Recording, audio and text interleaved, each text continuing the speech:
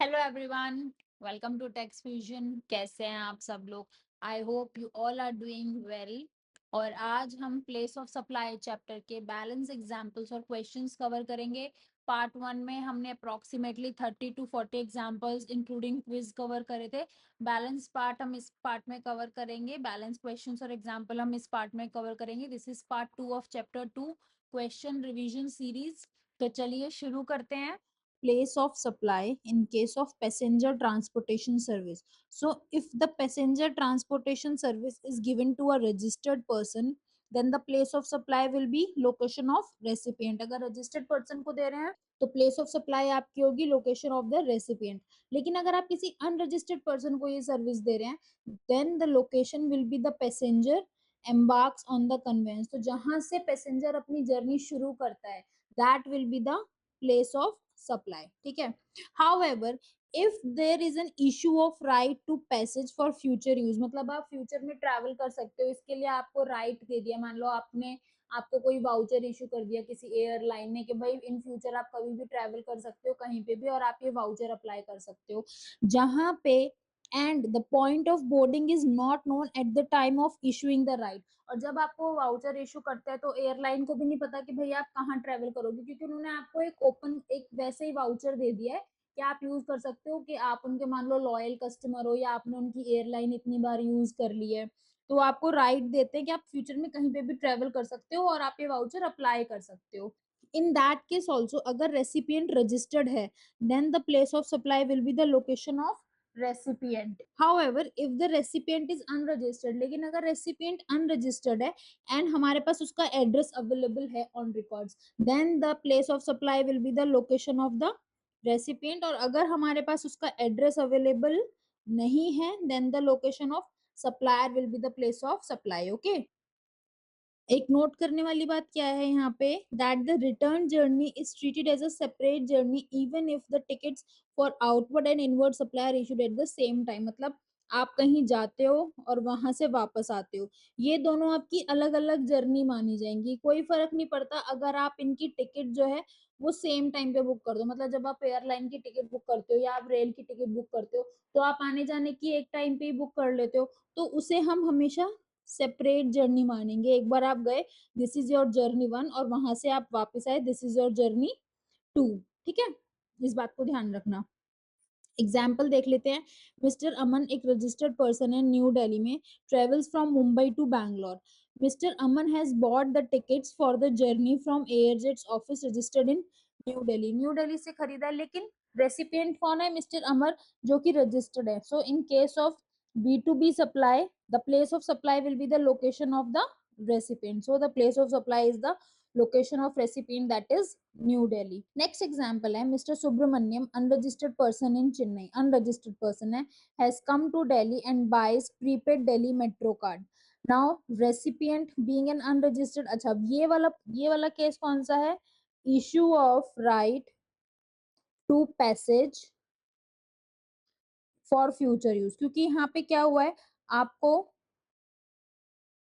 यहाँ पे आपको मेट्रो कार्ड इशू कर दिया गया है। अब आपने एक बार मेट्रो कार्ड खरीद लिया, तो अब आप कहीं पे भी ट्रेवल कर सकते हो। तो दिल्ली मेट्रो को भी नहीं पता आप कहाँ से कहाँ ट्रेवल करोगे। आप नोएडा, गुड़गांव, दिल्ली में कहीं भी मेट्रो से ट्रेवल कर सकते हो, है ना।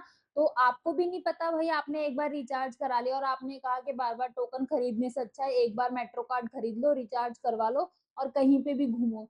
सिमिलरली दिल्ली मेट्रो वाले को भी नहीं पता कि भाई आप कहाँ से कहाँ ट्रेवल करोगे। सो इन दैट केस अगर आपका B2B सप्लाई है, रेसिपिएंट जो है वो रजिस्टर्ड है, then the location of recipient will be the place of supply. अगर B2C है, तो अगर आपके पास एड्रेस अवेलेबल है, then the location of recipient. अगर आपके पास एड्रेस अवेलेबल नहीं है, then the location of the supplier. So क्या लिखा है यहाँ पे, recipient being an unregistered person, the place of supply is the address of Mr. Subramaniam, that is Chennai। अगर दिल्ली मेट्रो के पास उसका एड्रेस है, if the address of Mr. Subramaniam is not available with the Delhi Metro, अगर address नहीं है, then the place of supply will be the location of the supplier of service, that is New Delhi। ठीक है, अगर address available नहीं है, then the location of supplier will be the place of supply। ठीक है, next example देखते हैं। Mr. Sham, an unregistered person in Gurugram, Haryana, books a two-way air ticket. आने की और जाने की एक ही साथ टिकट बुक कर ली, New Delhi to Mumbai and back Mumbai to New Delhi. अब हमने यहाँ क्या पढ़ा था, the return journey is treated as a separate journey. आपने एक टाइम पे ही बुक कर लिया, लेकिन हम जाना और आना आपका अलग अलग मानेंगे। This is journey one, this is journey two, and in this case being an unregistered person, place of supply क्या होती है कि जहां से पर्सन शुरू करता है अपनी journey. So the return journey is treated as separate journey even if the tickets for outward and return journey are issued at the same time. Thus, being an unregistered person, the place of supply will be the location where the unregistered person embarks on the conveyance. तो जब वो दिल्ली से मुंबई जा रहे हैं तो दिल्ली से शुरू कर रहे हैं, so place of supply क्या हो गई, दिल्ली। जब वो मुंबई से वापस आ रहे हैं न्यू दिल्ली, जब वो मुंबई से न्यू दिल्ली वापस आ रहे हैं तो वो मुंबई से चढ़ रहे हैं, तो that means place of supply will be Mumbai. So the place of supply for the continuous journey will be New Delhi and Mumbai respectively. Okay. Now what could be the examples of issue of right to passage for future point? अगर आपको right दिया जाता है कि आप future में कहीं भी travel कर सकते हो, तो उसके examples क्या हो सकते हैं? पहला example हो गया, an airline may issue seasonal tickets containing say 10 vouchers which could be used for travel between any two locations in the country. आपको क्या कर दिया, वाउचर्स इशू कर दिए। मान लो आप उनके बहुत लॉयल कस्टमर हो, या फिर आपने एक साल में इतनी ट्रैवलिंग कर ली, तो उन्होंने आपको एक ऑफर में कुछ वाउचर्स दे दिए कि इन फ्यूचर आप कहीं पे भी ट्रैवल करो तो आप ये वाउचर्स यूज कर सकते हो। Second example could be the card issued by the new Delhi metro which could be used by the person located in Noida, New Delhi, Faridabad without the New Delhi metro being able to distinguish the location or journey at the time of receipt of payment. तो जब card issue किया या जब card खरीदा recipient ने, उसे भी नहीं पता, और जिसने इशू किया दिल्ली मेट्रो, उसे भी नहीं पता कि बंदा कहाँ से कहाँ ट्रेवल करेगा। So that could be an example of right to passage for future use. Okay. Now, what would be the place of supply in case of services supplied on board a conveyance? अगर आप कहीं travel करते हो by air या train या motor vehicle, और through out the journey आप कोई सर्विस लेते हो, तो उस केस में प्लेस ऑफ सप्लाई क्या होगी? क्योंकि there could be n number of places, n number of states जहां से आप ट्रैवल कर रहे हो, तो हम क्या प्लेस ऑफ सप्लाई मानेंगे अगर आप कोई भी सर्विस लेते हो तो? So in that case, the place of supply will be the location of the first scheduled point of departure of that conveyance. तो जहां से वो conveyance शुरू होता है, अपनी जर्नी शुरू करता है, that place will be considered as the place of supply. Okay. Example देखते हैं। Mr. Raidhan is traveling from Delhi to Mumbai in an airjet flight. He desires to watch an English movie during the journey by making the necessary payment. In this case, the place of supply of such service will be the first scheduled point of departure of that conveyance, that is New Delhi. तो जहां से ये service शुरू हुई है, that जहां से ये conveyance की जर्नी शुरू हुई है, that will be the place of supply, and in this case the place of supply will be Delhi. Now let's understand what would be the place of supply in case of telecommunication services. So telecommunication services में बहुत सारी services आ जाती है, जैसे कि आपका telephone connection, data transfer, internet की service, broadcasting, direct to home जो आप टीवी में डीटीएच लगवाते हो वो। तो in all the cases what would be the place of supply? तो सर्विसेज वाइज यहाँ पे प्लेस ऑफ सर्विस का बताया गया है, जैसे कि if the service is through fixed telecommunication line और लीज्ड सर्किट और इंटरनेट लीज सर्किट या केबल और डिश एंटीना है, in these case the place of supply will be the location where all these lines and circuits are installed. तो जहां पे ये line, telecommunication line, leased circuit, internet lease circuit installed है, that would be the place of supply. In case of post paid connection, अगर आपने mobile का post paid connection लिया हुआ है या इंटरनेट का पोस्ट पेड कनेक्शन लिया हुआ है एंड आपके पास बिलिंग एड्रेस है, then the location of recipient will be the place of supply. अगर आपके पास बिलिंग एड्रेस नहीं है, then the location of supplier will be the place of supply. जब आपके पास एड्रेस ही नहीं है जिसको आपने सर्विस दिया, तो भाई सप्लायर की लोकेशन को ही हम प्लेस ऑफ सप्लाई मान लेंगे, ठीक है। And in case of prepaid mobile connection या प्रीपेड इंटरनेट सर्विस या फिर डीटीएच सर्विस के केस में क्या होगा? If these services are provided through selling agent और रीसेलर और distributor, in that case the address of that selling address, reseller, distributor will be the place of supply. तो selling agent का या reseller का जो भी address है, that will be the place of supply. In case the service is provided by any person to final subscriber, पहले क्या होता था, पहले रिचार्ज के कूपन मिलते थे ना, तो कोई भी राशन की दुकान वाला, केमिस्ट की दुकान वाला वो कूपन रख के बेचता था। तो अगर कोई भी पर्सन फाइनल सब्सक्राइबर को कोई कूपन बेच रहा है, in that case the place of supply will be the location where such prepayment is receive, तो जहां पे वो पेमेंट रिसीव होती है that will be the place of supply. And in case the prepaid service payment is made through internet banking या फिर किसी और इलेक्ट्रॉनिक मोड से पेमेंट हो रहा है, then the location of recipient available on records will be the place of supply। and in residual cases अगर आपके पास एड्रेस अवेलेबल है then the location of residence, अगर आपके पास एड्रेस अवेलेबल नहीं है then the location of supplier will be the place of supply. तो ये आपको थोड़ा सा याद करना पड़ेगा, ठीक है। एग्जाम्पल देखते हैं।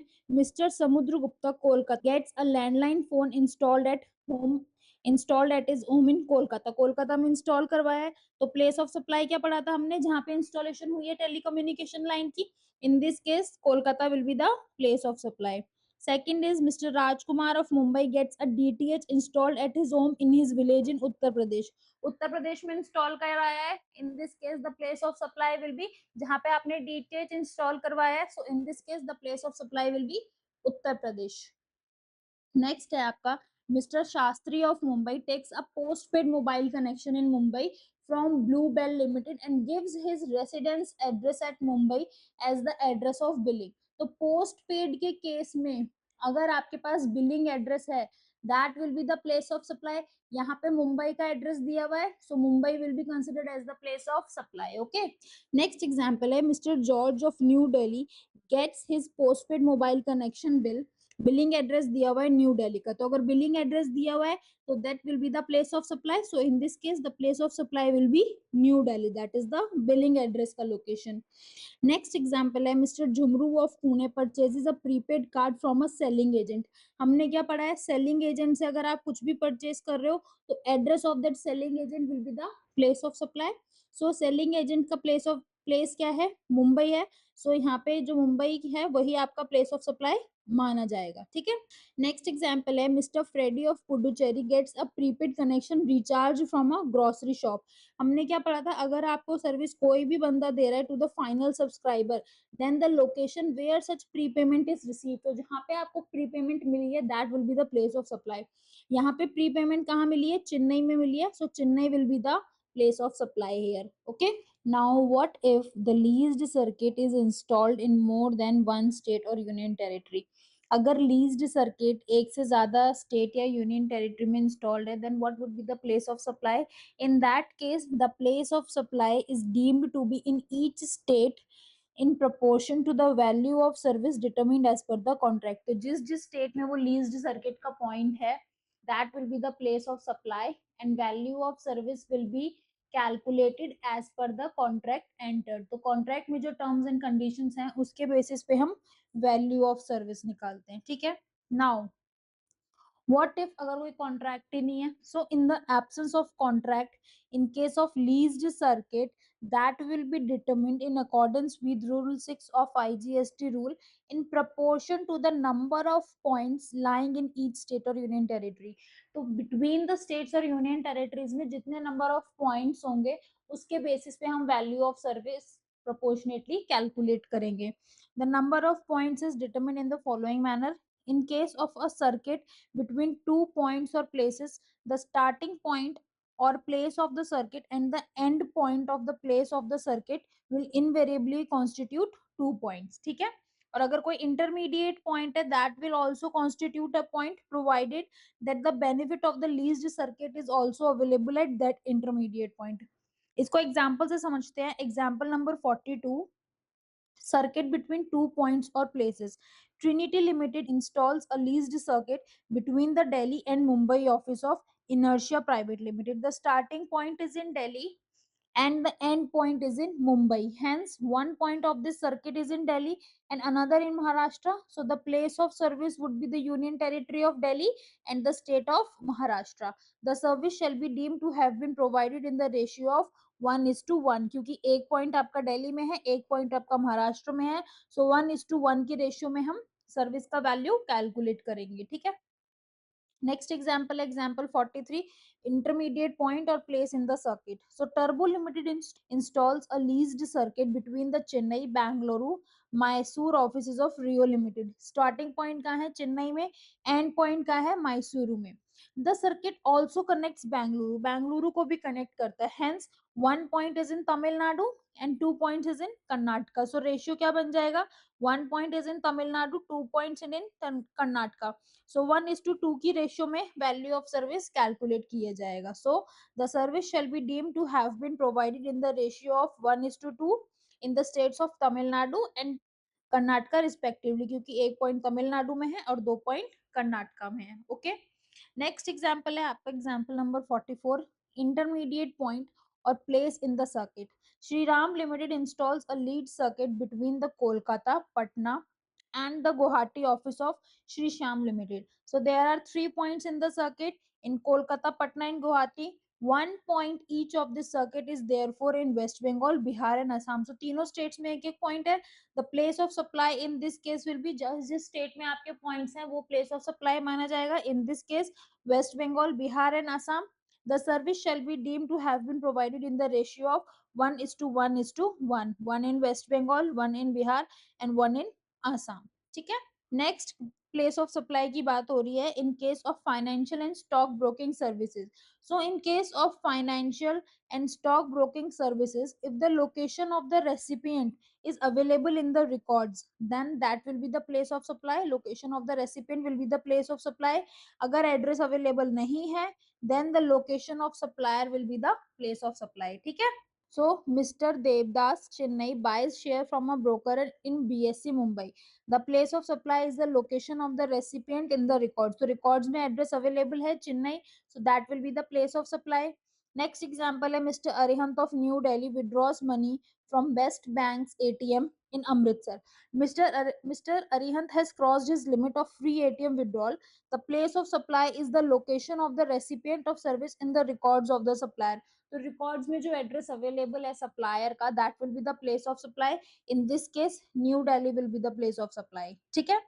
नेक्स्ट एग्जांपल है mister Rishabh from Varanasi Uttar Pradesh visits a bank registered in New Delhi to get a demand draft made. Mister Rishabh हैं वाराणसी के, लेकिन कौन से बैंक गए? न्यू दिल्ली के बैंक गए. Mister Rishabh does not have any account in the set bank, कोई अकाउंट नहीं है उस बैंक में, तो बैंक के पास उनका कोई एड्रेस भी नहीं होगा. अब बैंक के पास अगर उनका एड्रेस नहीं है, in that case place of supply क्या माना जाएगा? Location of the supplier. So since the location of the recipient is not available in the records of the supplier, the place of supply will be the location of the supplier. In this case bank का location that is New Delhi. ठीक है. Next है insurance service के case में place of supply क्या होगा? Location of the recipient ही होगा if the recipient is registered. और अगर रेसिपिएंट रजिस्टर्ड नहीं भी है तो भी इंश्योरेंस कंपनी के पास रेसिपिएंट का एड्रेस तो होगा, तो उस केस में भी location of the recipient will be the place of supply. तो अगर हम इसमें सीधा सीधा बोले, इंश्योरेंस सर्विस के केस में चाहे रजिस्टर्ड हो या रजिस्टर्ड नहीं हो, location of recipient will be the place of supply. ठीक है, क्योंकि एड्रेस तो होगा ही कस्टमर का. ठीक है. Example 48. Mr. Shantaram, CEO of Shaurya Limited, Mumbai, a company registered in Maharashtra, buys insurance cover for the inventory stored in company's factory. Company की factory की जो इन्वेंट्री है उसके लिए इंश्योरेंस लेते हैं. And the recipient is registered in Maharashtra. So the place of supply in this case will be the location of the recipient, that is Mumbai. Even if the recipient is unregistered, then also the place of supply will be the location of recipient. Let's see example number 49. Miss Barbie, unregistered resident of Kolkata, goes to her native place Patna, Bihar, and buys a medical insurance policy for her parents there from safe insurer Patna registered in Bihar. अब यहाँ पे recipient कौन है? यहाँ पे recipient Barbie नहीं है, उसके पेरेंट्स हैं जो कि बिहार में रहते हैं. So in this case the place of supply will be the location of recipient. In this case Barbie's parents are the recipient and their location is Bihar. So the place of supply in this case is Patna. Okay, now what would be the place of supply in case of advertisement services provided to the government? So in case of advertisement services provided to the government, every state or union territory where such advertisement is broadcasted, run, played or disseminated will be the place of supply. तो जिस जिस state या जिस जिस union territory में वो advertisement display की गई है, स्प्रेड की गई है, every state will be considered as the place of supply. Now the question arises, अगर multiple states place of supply हैं तो हम value of service कैसे निकालेंगे हर एक स्टेट के लिए? So the value of such service to each state and union territory will be in proportion to the amount attributable to the service provided by way of dissemination in respective states and union territories determined as per the contracts. In short, अगर कोई contract entered है then as per the contract entered हम उस basis पे value of service calculate करेंगे. अगर contract नहीं है, what would be the manner of determination of the proportionate value of service if there is no contract or agreement? अगर कोई contract और एग्रीमेंट नहीं है then what would be the place of supply? तो इसमें कुछ सर्विसेज ऐसी हैं, कुछ टाइप्स ऑफ सर्विसेज ऐसी हैं, बेसिकली इसमें 11 टाइप्स ऑफ सर्विसेज बताई गई हैं, जैसे कि services on newspaper and publications, services on material like pamphlets, leaflets, calendars, services on hoardings, services in cinema hall, radio station. तो हर तरीके की सर्विस के लिए एक कैलकुलेशन या एक बेसिस बताया गया है. So like in case of newspaper and publication, amount payable for publication in all editions of a newspaper for each state and union territory. अगर न्यूज़पेपर या पब्लिकेशंस में आपका एडवर्टीजमेंट प्रिंट हो रहा है तो हर स्टेट में जितने एडिशंस प्रिंट हुए हैं उस बेसिस पे अमाउंट पेबल होगा. ठीक है, एक न्यूज़पेपर का जितने एडिशंस प्रिंट हुए हैं इन रिस्पेक्टिव स्टेट्स उस बेसिस पे हम वैल्यू ऑफ सर्विस कैलकुलेट करेंगे. In case of advertisement through printed material like pamphlets, leaflets, diaries, calendar, in that case her state में जितने नंबर ऑफ ये प्रिंटेड मटेरियल डिस्ट्रीब्यूट हुए हैं on the basis of that value of service will be calculated.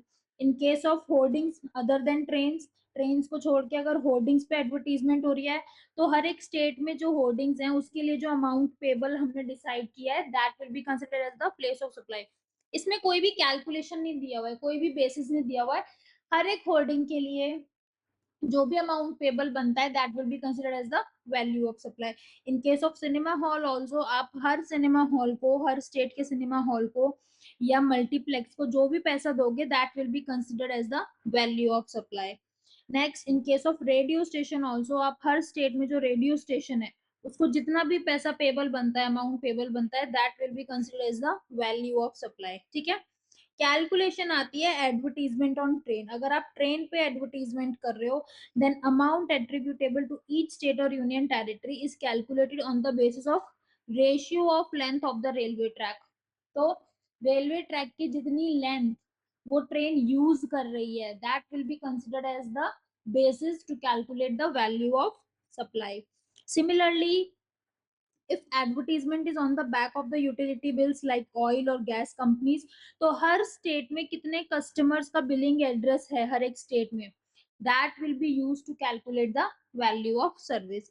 In case of railway tickets, number of railway station in each state or union territory, her state और union territory में जितने railway station है उसका ratio use करके हम value of service calculate करेंगे for the respective state or union territory. Okay, now in case of advertisement on television, SMS या internet, अगर टेलीविजन, एसएमएस या इंटरनेट पे एडवर्टीजमेंट हो रही है then value of service will be calculated on the basis of viewership of such channel in each state और union territory.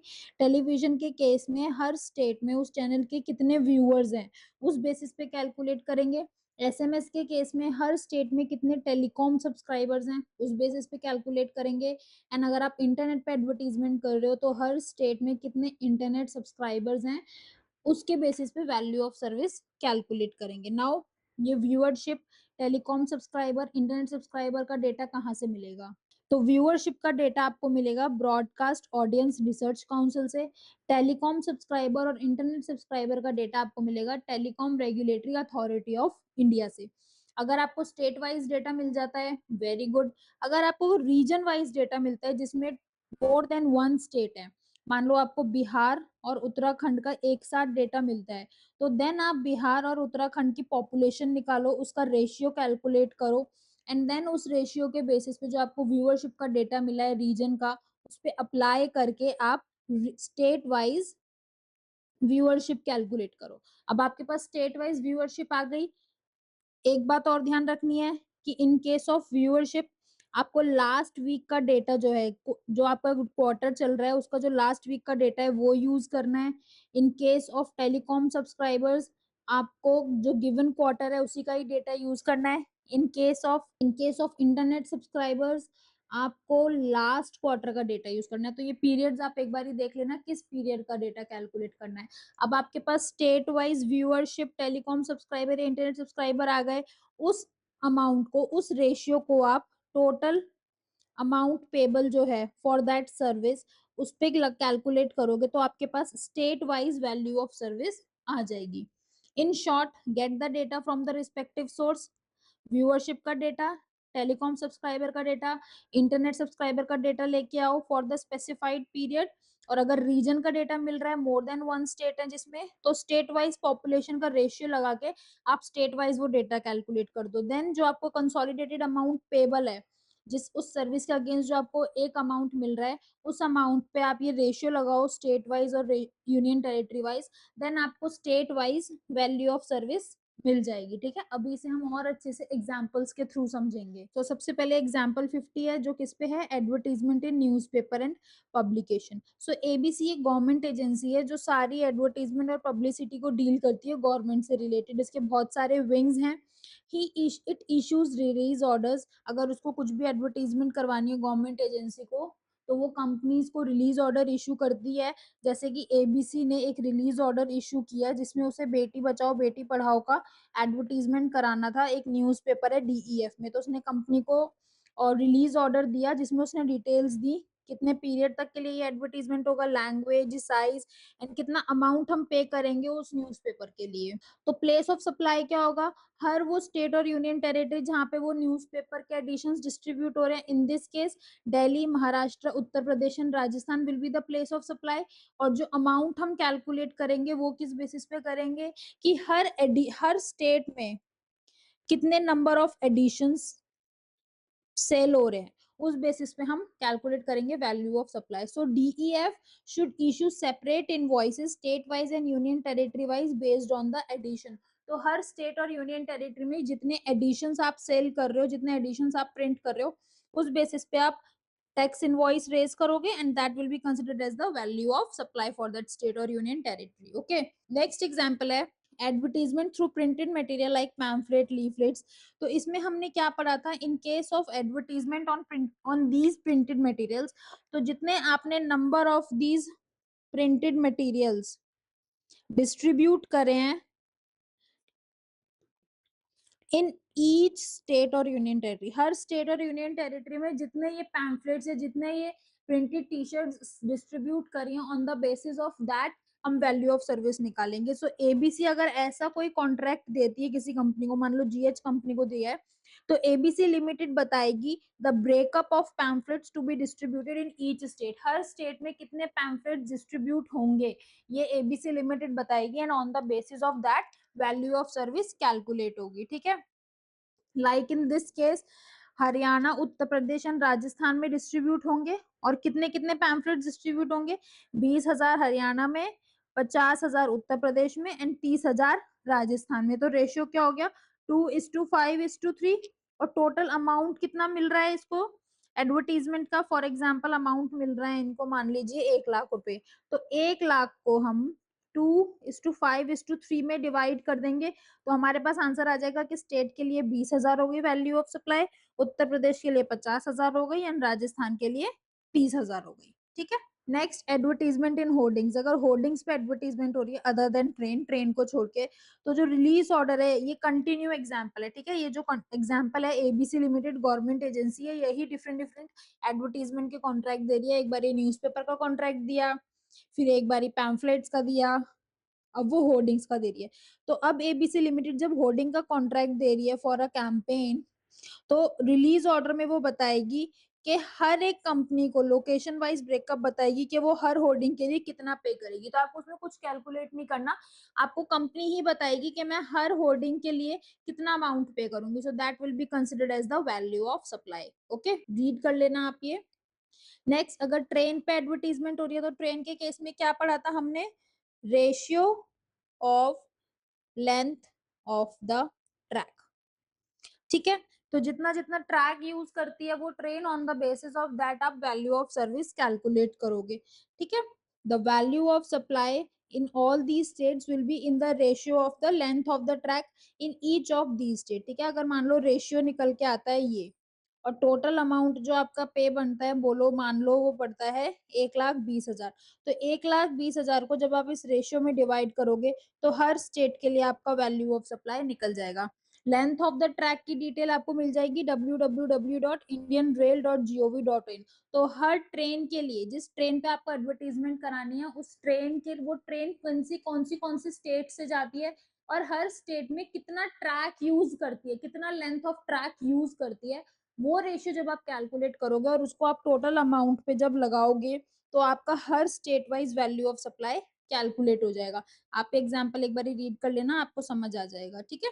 Next, अगर railway tickets पे एडवर्टीजमेंट हो रही है, सो इन ईच स्टेट आपके जितने नंबर ऑफ रेलवे स्टेशन है उस रेशियो में आप वैल्यू ऑफ सप्लाई कैलकुलेट कर दोगे। और ये डेटा भी आपको रेलवे स्टेशन का कहाँ से मिल जाएगा, www.indianrail.gov.in पे, ठीक है।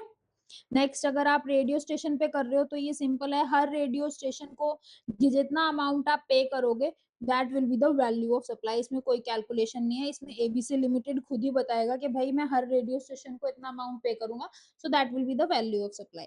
Now in case of television channel, television channel के केस में हमने क्या पढ़ा है, सबसे पहले आप व्यूअरशिप का डेटा कैलकुलेट करो इन ईच स्टेट, जिस जिस स्टेट में आपका ये चैनल चलता है उस चैनल को कितने लोग देखते हैं हर स्टेट में, उस बेसिस पे हम डिवाइड करेंगे, ठीक है। तो क्यू आर विल एसरटेन, जिसको ये एडवर्टीजमेंट का कॉन्ट्रैक्ट मिला है, क्यू आर लिमिटेड है, so Q R limited will ascertain the viewership figure in the last week of the सितंबर। मान लो वो आता है 1,00,000 for Delhi, 2,00,000 for the region of Uttar Pradesh and Uttarakhand. अब यूपी और उत्तराखंड का एक साथ डेटा दिया हुआ है 2,00,000, और हमें क्या चाहिए, हमें उत्तर प्रदेश का अलग चाहिए, हमें उत्तराखंड का अलग चाहिए। अब हम क्या करेंगे, हम उत्तर प्रदेश और उत्तराखंड की पॉपुलेशन का डेटा निकालेंगे कि उत्तर प्रदेश में कितनी पॉपुलेशन है और उत्तराखंड में कितनी पॉपुलेशन है।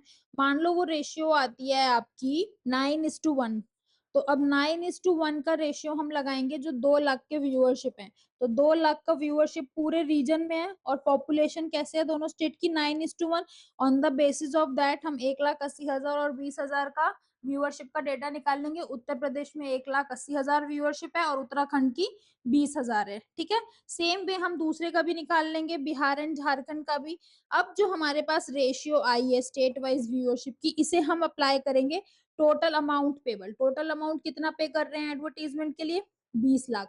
इस 20,00,000 को जब आप इस रेशियो से कैलकुलेट करोगे तो आपका हर स्टेट का वैल्यू ऑफ सप्लाई आ जाएगा, ठीक है। सेम वे सिनेमा हॉल में तो कुछ नहीं है, हर सिनेमा हॉल के लिए जितना एक्चुअल अमाउंट गवर्नमेंट पे करेगी, जितना एक्चुअल अमाउंट एबीसी पे करेगा, that will be considered as the value of supply. Internet के केस में क्या पड़ा था, हर स्टेट में जितने इंटरनेट सब्सक्राइबर हैं, ठीक है, इंटरनेट सब्सक्राइबर का डेटा आपको मिलेगा telecom regulatory authority of India से, ठीक है। वहां से आप क्वार्टर का डेटा निकाल लोगे। अगेन अगर रीजन वाइज डेटा गिवन है तो स्टेट वाइज निकालने के लिए आप उसकी पॉपुलेशन की रेशियो से डिवाइड कर दोगे, और जो टोटल अमाउंट पेबल है फिर आपके पास जो सब्सक्राइबर का रेशियो आएगा उससे कैलकुलेट करके आप state wise value of service निकाल लोगे, ठीक है। Same way in case of advertisement to SMS also, based on the telecom subscribers in each state or union territory, value of service for each state and union territory will be ascertained. Like in case of telecom circle of Assam, the amount attributed to telecom circle of Assam will be considered as value of advertisement service in Assam. Example 60 से समझने की कोशिश करते हैं। The telecom circle of north east covers the state of, north east में कौन कौन से स्टेट्स आ जाते हैं, अरुणाचल प्रदेश, मेघालय, मिजोरम, नागालैंड, मणिपुर एंड त्रिपुरा। अब हमें अगर स्टेट वाइज सब्सक्राइबर्स कैलकुलेट करने हैं तो हमें इन सारी स्टेट्स की पॉपुलेशन का रेशियो कैलकुलेट करना पड़ेगा, और पॉपुलेशन का डेटा हमें मिलेगा लेटेस्ट सेंसस से। तो पॉपुलेशन का डेटा लिया लेटेस्ट सेंसस से, उसका रेशियो लगाया, and that ratio is applied on the total number of subscribers in north east, ठीक है। हमारे पास स्टेट वाइज सब्सक्राइबर्स आ गए, and that state wise subscribers will be applied to total amount payable. तो हमारे पास हर स्टेट का वैल्यू ऑफ सर्विस आ जाएगा and then separate invoice will have to be issued state wise by the service provider to EBC indicating the value pertaining to that state. Okay, next example 61 देखते हैं। ये थोड़ा सा example का concept same है लेकिन तरीका अलग है। ABC commission UV to send short messaging services to voters asking them to exercise their franchisee in elections to be held in Maharashtra and Goa। Maharashtra and Goa में इलेक्शन होने हैं तो हमें एक शॉर्ट मैसेजिंग सर्विस भेजनी है, ठीक है, शॉर्ट मैसेज भेजना है। The place of supply of this services Maharashtra and Goa, जहाँ पे भी डिस्प्ले होगा, जहाँ पे भी ये मैसेज जाएंगे जिस स्टेट्स में, that will be the place of supply. In this case Maharashtra and Goa will be the place of supply. The telecom circle of Maharashtra consists of the area of state of Maharashtra excluding the state of Mumbai। अब महाराष्ट्र का जो telecom circle है उसमें Mumbai include नहीं है, but Maharashtra में मुंबई तो आता है। तो इसमें क्या कैच है, which forms another circle, Mumbai दूसरे सर्कल में आता है and the state of Goa. So while calculating the numbers pertaining to Maharashtra and Goa UV has to obtain the subscriber figure for Maharashtra circle and Mumbai circle. क्योंकि मुंबई सर्कल महाराष्ट्र सर्कल में नहीं आता इसलिए मुंबई सर्कल के लिए उसे अलग से फिगर चाहिए होगा, महाराष्ट्र सर्कल के लिए उसे अलग से चाहिए होगा and add them to obtain the combined figure of the subscriber। और पूरे महाराष्ट्र स्टेट के लिए उसे दोनों के सर्कल्स को कंबाइन करना पड़ेगा, ठीक है। Then obtain the figure of the population of Maharashtra and Goa, फिर महाराष्ट्र और गोवा की पॉपुलेशन निकालेगा लेटेस्ट सेंसस से और उस रेशियो को डिवाइड कर देगा टोटल सब्सक्राइबर से। This ratio will have to be applied to the combined figure of subscribers to arrive at the separate figures of Maharashtra and Goa। Cut short ये है कि आपको स्टेट वाइज सब्सक्राइबर्स निकालने हैं depending upon the data. अब इस case में क्या है, आपको महाराष्ट्र का सर्कल में मुंबई इंक्लूडेड नहीं है इनके डेटा में, तो मुंबई का डेटा अलग से निकालो, महाराष्ट्र का डेटा अलग से निकालो, दोनों को जोड़ो, आपके पास आ गया महाराष्ट्र का टोटल डेटा। अब महाराष्ट्र के टोटल डेटा में गोवा का डेटा भी इंक्लूडेड है, तो अब आप निकालो महाराष्ट्र की पॉपुलेशन, गोवा की population, on the basis of that आप दोनों स्टेट्स के टेलीकॉम सब्सक्राइबर निकाल सकते हो। ऑब्जेक्टिव हमारा ये है कि हमें स्टेट वाइज टेलीकॉम सब्सक्राइबर्स चाहिए। अब जिस हिसाब से डेटा गिवन है उसी हिसाब से कैलकुलेशन भी लगेंगी, ठीक है। सो the ratio will have to be applied to obtain the combined figure of subscribers so as to obtain the separate figure of subscribers pertaining to Maharashtra and Goa। The ratio of these subscribers when applied to the amount payable for this message in Maharashtra circle and Mumbai circle will give the breakup amount pertaining to Maharashtra and Goa and then separate invoices will be issued, ठीक है। Main objective क्या है कि हमें state wise data चाहिए, उसका तरीका कोई भी हो सकता है डिपेंडिंग अपॉन कि हमारे पास जो डेटा आया है वो कैसा आया है, ठीक है। नेक्स्ट एग्जाम्पल है the telecom circle of Andhra Pradesh consist of the areas of states of Andhra Pradesh, Telangana and Yemen and Yanam.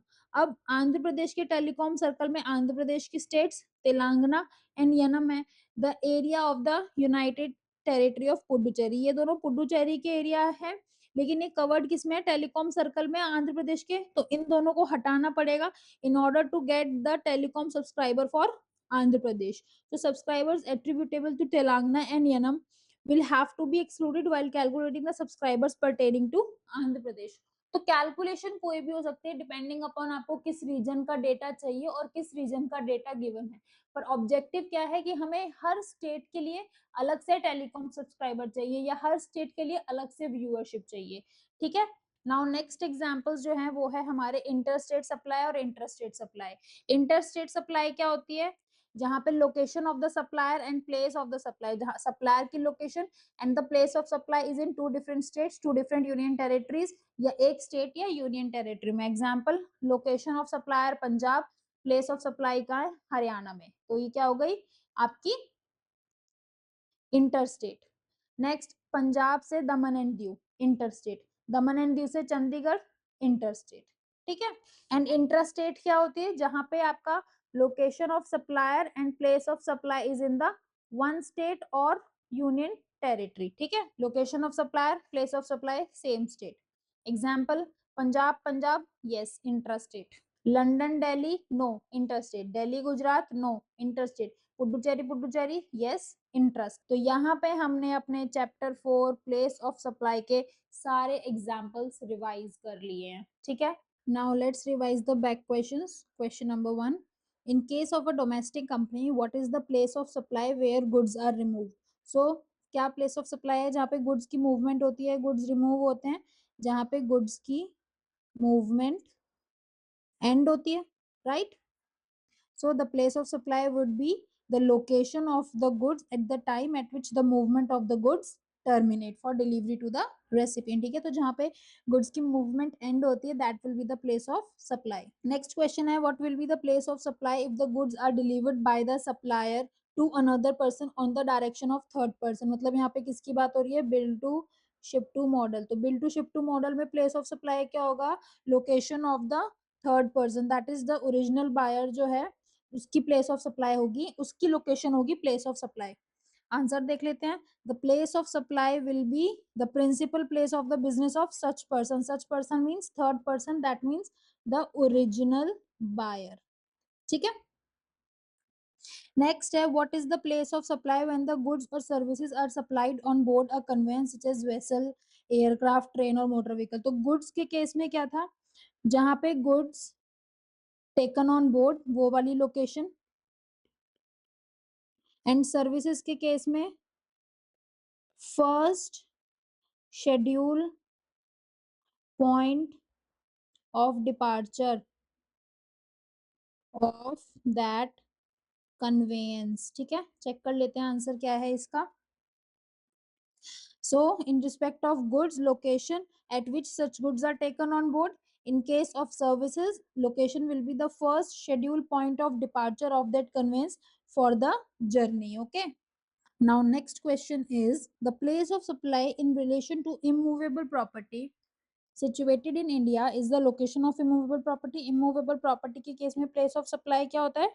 Location of that property.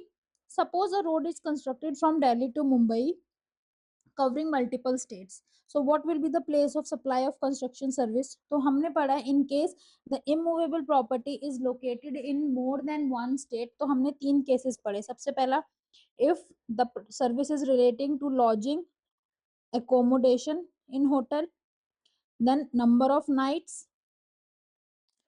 अगर हाउस बोट है, then number of hours or number of time spent, and third other cases में area of immovable property. ठीक है, आप एक बार revise कर लेना. सो ये थ्री केसेस डिस्कस्ड है अगर मल्टीपल स्टेट्स में आपकी इमूवेबल प्रॉपर्टी होती है. ठीक है, so in this case other area वाला प्रोविजन लगेगा. सो प्लेस ऑफ सप्लाई तो हर स्टेट होगी जिसमें वो हाईवे है, और वैल्यू कैसे निकालेंगे? On the basis of area of immovable property in that particular state. Okay, answer देख लेते हैं. Where the immovable property is located in more than one state. सबसे पहला तो वैल्यू डिटरमिन कर, the place of supply is treated to be made in each of the state जहां जहां पे वो हाईवे है, and value will be determined as per the contract entered. However, if there is no contract, in the absence of contract, rules prescribed है, and rules में कहा जाता है on the basis of area of the immovable property lying in each state or union territory will be considered to calculate the value of supply. Okay, आप एक बारी read कर लेना. नेक्स्ट क्वेश्चन है, what will be the place of supply of service provided by an event management company for organizing and sport event in multiple states. तो हमने क्या पढ़ा था? In case of organizing event, अगर B2B है या B2C है. अगर B2B है, लोकेशन ऑफ द रेसिपिएंट. अगर B2C है तो जहाँ पे इवेंट एक्चुअली हेल्ड हुआ है. ठीक है, और अगर आउटसाइड इंडिया है then the location of the recipient. यही हमने पढ़ा है. आंसर एक बार इसका चेक कर लेते हैं. In case of the event, if the recipient is registered, then the place of supply is the location of such person. However, if the recipient is not registered, then the place of supply is the place where the event is actually held. Since the event is held in multiple states and a consolidated amount is charged, the place of supply would be deemed it to be in each state in the proportion as per the contract. Contract के हिसाब से करेंगे, लेकिन अगर contract नहीं है, then as per rule 5 of IGST rules, by the application of generally accepted accounting principles. तो generally एक सेपरेट अकाउंटिंग प्रिंसिपल्स के हिसाब से हम कैलकुलेट करेंगे, ठीक है। नेक्स्ट क्वेश्चन नंबर 6 है, what is the place of supply by way of transportation of goods including by mail और कोरियर। अगर ट्रांसपोर्टेशन ऑफ गुड्स कर रहे हैं मेल, कोरियर या किसी और तरीके से, where the supplier and the recipient both are located in India, then what will be the place of supply. In this case also we have read कि अगर B2B है तो लोकेशन ऑफ द रेसिपिएंट, अगर B2C है so where goods taken for, sorry, goods handed over for transportation, ठीक है। एक बार आप पढ़ लेंगे इसका आंसर, चलो एक बार देख ही लेते हैं इसका आंसर क्या है। If the recipient is registered, location of such person is the place of supply. If the recipient is not registered, the place of supply will be where the goods are handed over for transportation, ठीक है। Next question 7, what will be the place of supply of passenger transportation service if a person travels from Mumbai to Delhi and back to Mumbai। तो इसमें क्या provision है, अगर आप B2B registered person को दे रहे हो या B2C को दे रहे हो। अगर B2B को दे रहे हो, लोकेशन ऑफ द रेसिपिएंट। अगर B2C को दे रहे हो, so location where person embarks on the conveyance, मतलब जब वो कन्वेंस बोर्ड करता है, that will be the place of supply. And in this case हमने एक और चीज पढ़ी है कि रिटर्न जर्नी जो होती है, अगर आप जाते हो और आप आते हो, तो रिटर्न जर्नी जो है वो आपकी क्या मानी जाती है, सेपरेट जर्नी मानी जाती है। तो आप पहले मुंबई टू दिल्ली गए, then back to Mumbai, so Mumbai to Delhi, then Delhi to Mumbai, तो ये आपकी दो जर्नी मानी जाएंगी। एंड यहाँ पे कंसीडरिंग के पर्सन अनरजिस्टर्ड है, तो अगर जब वो मुंबई टू दिल्ली गया, then place of supply will be Mumbai. And जब दिल्ली से मुंबई वापस आया, then place of supply will be Delhi, जहां से वो ट्रेन बोर्ड कर रहा है, जहां से वो कन्वेंस बोर्ड कर रहा है, ओके। एक बार आंसर देख लेते हैं। If the person is registered, the place of supply will be the location of the recipient. if the person is not registered, then the place of supply for the forward journey, मतलब जब मुंबई से दिल्ली जाता है, will be Mumbai, that is the place where he embarks। However, for the return journey, since it is a separate journey, the place of supply will be Delhi, as the return journey has to be treated as a separate journey, okay। Next question number 8, what is the place of supply for mobile connection? Can it be the location of supplier? Supplier का location तो place of supply नहीं हो सकता है, लेकिन अगर supplier का location नहीं होगा तो फिर प्लेस ऑफ सप्लाई क्या होगा। तो इसमें दो तीन चीजें हैं जो हमने पढ़ी हैं कि अगर वो प्रीपेड है या पोस्टपेड है, क्या रीसेलर उसको बेच रहा है या फिर डायरेक्टली पर्सन बेच रहा है किसी फाइनल सब्सक्राइबर को, या फिर आपको किसी ऑनलाइन मोड के थ्रू पेमेंट रिसीव हुई है। तो there are a number of factors जिसके बेसिस पे हम प्लेस ऑफ सप्लाई डिसाइड करते हैं। आंसर एक बार ही देखते हैं। The location of supplier can not be the place of supply as the mobile company provide services in multiple states and many of these services are interstate, so the consumption principle will be broken if the location of supplier is taken as the place of supply। ठीक है, क्योंकि supplier जो है वो तो consume नहीं कर रहा है सर्विस, रेसिपिएंट कंज्यूम कर रहा है, तो लोकेशन ऑफ सप्लायर को तो हम प्लेस ऑफ सप्लाई नहीं मान सकते। The place of supply for mobile connection depend on the factor whether it is a postpaid और whether it is a prepaid। अगर postpaid है और आपके पास बिलिंग एड्रेस है, then the location of recipient. अगर आपके पास बिलिंग एड्रेस नहीं है, then the location of supplier. In case of prepaid connection, अगर सेलिंग एजेंट, रीसेलर या डिस्ट्रीब्यूटर बेच रहा है कोई सिम कार्ड या वाउचर, तो प्लेस ऑफ सप्लाई क्या होगा, उस सेलिंग एजेंट, रीसेलर और डिस्ट्रीब्यूटर का एड्रेस। अगर कोई और पर्सन फाइनल सब्सक्राइबर को बेच रहा है, मान लो कोई भी वाउचर या कूपन बेच रहा है, जैसे पहले रिचार्ज के कूपन होते थे, in that case the place of supply is the location where such prepayment is received, okay। And in other cases, अगर आपके पास एड्रेस है, then the location of recipient. अगर एड्रेस नहीं है, then the location of supplier. However, if the recharge is done through internet or e-payment, then the location of recipient on record will be considered as the place of supply। अगर online payment हो रही है तो आपके पास address available होगा recipient का, and that considered as the place of supply, okay. Question number 9, a person from Mumbai goes to Kullu Manali and takes some services from ICICI Bank, what will be the place of supply। इसमें भी हमने क्या पढ़ा है, इन case of banking, अगर आपके पास address है या आपके पास एड्रेस नहीं है। अगर आपके पास एड्रेस है, then the location of the recipient. अगर एड्रेस नहीं है, then the location of supplier is the place of supply. Answer एक बारी check कर लेते हैं. The place of supply in case of banking company shall be the location of the recipient on records.